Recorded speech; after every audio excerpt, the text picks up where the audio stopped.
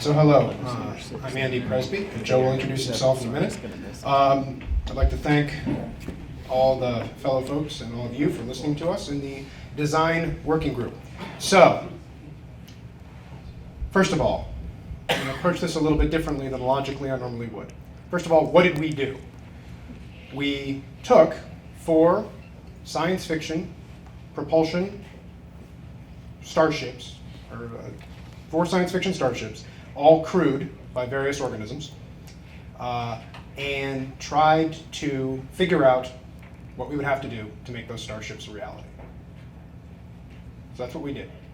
The other thing we did was do a trial run on taking a bunch of folks with some real propulsion background and some pretty extensive and esoteric propulsion background spanning a lot of years and a lot of different concepts, and put them in a room and try to, Kelvin's going to kill me, reverse engineer a science fiction spacecraft as an exercise, as a thought exercise, as a Gedanken experiment. Okay, so what do we come up with? So first of all, bio, thanks guys, because that's the inside of Rama, and it's half the size of the monster you built. That's crazy talk. I love it. Big is good. Okay, so, the other thing we did is very, very rapid PowerPoint design, which is incredibly important in getting funding. So there's kind of 2 ways conceptually you can approach this concept. The first way is sort of take the real spacecraft design process that a lot of folks in the D group know and love, which I've broken down here as, tell me what you want me to do, and sorry, it's Interstellar. We know you're sick of hearing about propulsion. Yeah, it's Interstellar. Far is far. Can't help it. Get over it. All right. And then 3, now that you've got those 2 big rocks in the bin, figure out, what do I need to do? Okay, so, yeah, great. I'm a physicist. I don't design spacecraft. What other stuff do I need to put on that to make it really work? Right? And so we had a lot of expertise, a lot of people, and a lot of years with experience doing that. And then finally, have fun. The other way conceptually you can do this, which honestly I think would have been more useful if we approached this, as some of the SETI guys and I talked about, as if you wanted to analyze a first contact scenario, which would be, okay, I see blank. What is that? What is that structure? What is that spacecraft? Tell me about the people who built it. That's another way that you could do that. And that's kind of the other observation. You're going to see different approaches throughout the course of Joe's talk here in a minute. So with that, I will turn it over. Oh, you guys got this right.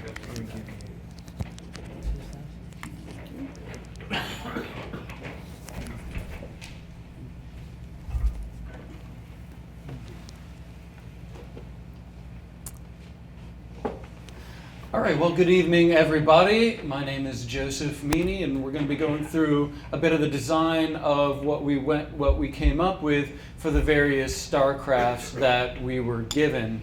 Now, few enough of us in the D track had read the books that we were assigned anytime recently within the past 30 years, so we were working with really, really bare bones information. And that was in one sense a boon, but in another sense it was also kind of our bane, because we didn't have actual working knowledge to pull directly out of the books itself to design our starships. And so we had to work basically straight off of the bullet points that we were handed in a small packet at the beginning of the session. So when we got in there, Andre basically gave us a packet and said, go. And we had to divide ourselves up and figure out what we were going to do. And so these are ultimately the results that we came out of. So the 4 spacecraft that we had to reverse engineer came out to be Niven and Purnell's Mote in God's Eye, Heinlein's Time for the Stars, Clark's Songs of Distant Earth, as well as the Rendezvous with Rama. So go ahead and switch it up. All right. So we're going to start off with Niven and Purnell's Mote in God's Eye and go through a general overview of what the plot line of the book was. So the mission that came from the Mote in God's Eye was that a particular alien race was to come visit humans and kill them. So our particular ship was a laser-based beam light sail that was carrying the Space Navy in the box. And we had to go through and talk about the various different parameters to propel this particular spaceship through interstellar space. Now, we've heard a lot about these different types of propulsion systems throughout the conference here, so I would leave any of the additional questions to the experts that have given the particular talks on these different types of systems. I'm merely going through here and giving you a summary of what we came up with. So we also found that the lasers and the microwaves are going to come up with roughly the same amount of money, but they're going to be very expensive to produce on the short term, and that the deceleration by a light sail actually doesn't quite work in reality, and that's the way that it's presented in the book. So if this particular design were to come up as an actual viable spacecraft, we'd have to find another way to slow the spacecraft down. The ship itself was rather on the small side. It was carrying just a bunch of soldiers in their little cryo support boxes, and eventually they came to Earth and killed everybody, I think? No, we don't there was some debate. We didn't want to go there. Never made Okay. They failed. So next up was Heinlein's Time for the Stars, the Lewis and Clark. Now this was taken on by a brave soul, a single brave soul who crunched all the numbers for us. So kudos to him on that one. The mission exploration actually reached around 99.5% of the speed of light. So this was going very, very fast as a continuous antimatter propulsion system. And it seemed that positrons were generated that would annihilate with electrons on a hydrogen molecule, and that mass transfer would propel the spacecraft forward. We figured out, though, that the cost of generating all of this antimatter was really high, and so the takeaway message from that is that getting something really, really fast is really, really hard, as this is a pretty basic level understanding of the energetic physics. So the other systems that are included on board of this are going to be the particle shields that protect the system as it's flying through the interstellar space from things like motes of dust and other highly traveling atoms. One particular point that was noted by our expert on this particular topic was that the ship accelerated at nearly 1 g, and then at the halfway mark decelerated at around 1 g, and he hypothesized that this was supposed to be for pulling together an alien race. They were visiting Earth, right? No, No. that one was for crew life support, artificial gravity. That was Okay. Next. Now, Arthur C. Clarke also had in Songs of Distant Earth the Magellan, which was described as having a quantum ramjet propulsion engine. This was a ship that was designed to evacuate Earth and hold 1 million brave souls in cryostat. Now, thinking about it for half a second, quantum ramjet doesn't actually make a whole lot of sense. So we had to do a little bit of hoop-de-boo, jibbery-jaw to come up with what we actually wanted quantum ramjet to mean. And there was a lot of discussion, there was a lot of involvement from many of the different parties in the D group about coming up with what quantum ramjet actually meant.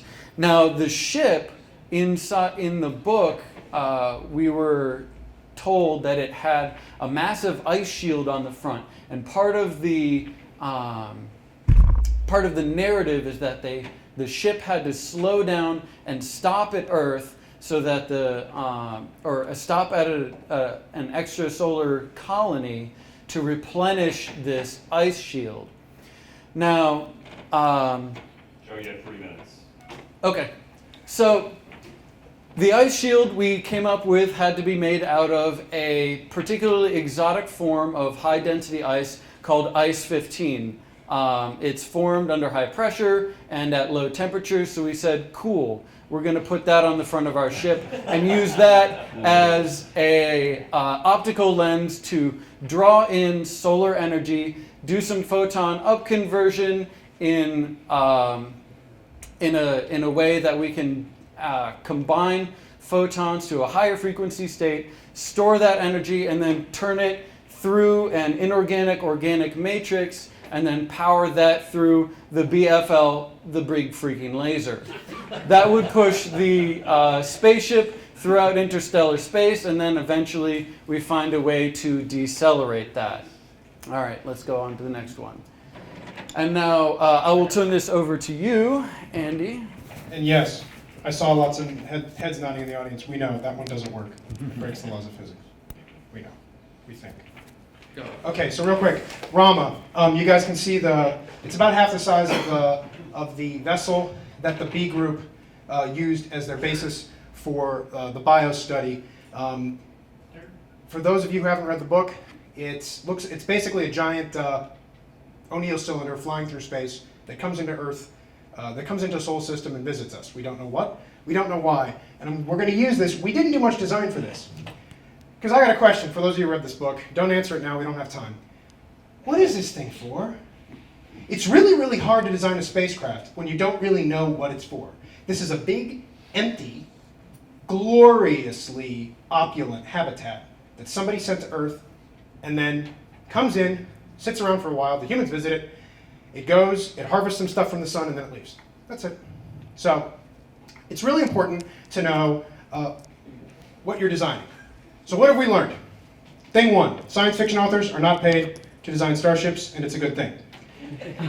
No offense to the science fiction authors in the room, because I am one of them, and they don't want to. Thing two, what is this exercise good for? This exercise is good, I think, primarily as an exercise to get the people who've been doing this for 40, 50, 60 years in a room with guys who've been doing it for 15 minutes. And when the guy who designed gravity assist looks at Rama and goes, it's got an inertialist drive. What does it need to do a gravity assist for? You kind of listen to the guy. You know what I'm saying? You know, knowledge gets transferred. As we're designing these cultures that Eric's talking about, as we're building these cultures that transfer knowledge generationally, we have to do that amongst ourselves. And this is an interesting exercise for doing that. Thing two, SETI. Thing three, a strategic communications exercise. Doc Benford said it, I think it was. But he said, you know, when we present this stuff, the guys at the back of the room don't want to know the equations. They don't need to know the equations. This is kind of like the care and feeding of a propulsion engineer for the rest of you. But it's also our opportunity to point out, hey, doing this stuff for real will be really hard. And then the fourth thing we learned, I know, there are 3 materials that are going to be necessary, possibly, for any of these designs. The first is unobtainium. The second is down the rhodium. And the third, and you know when we get this one, we're close, is fundmium. And we're done.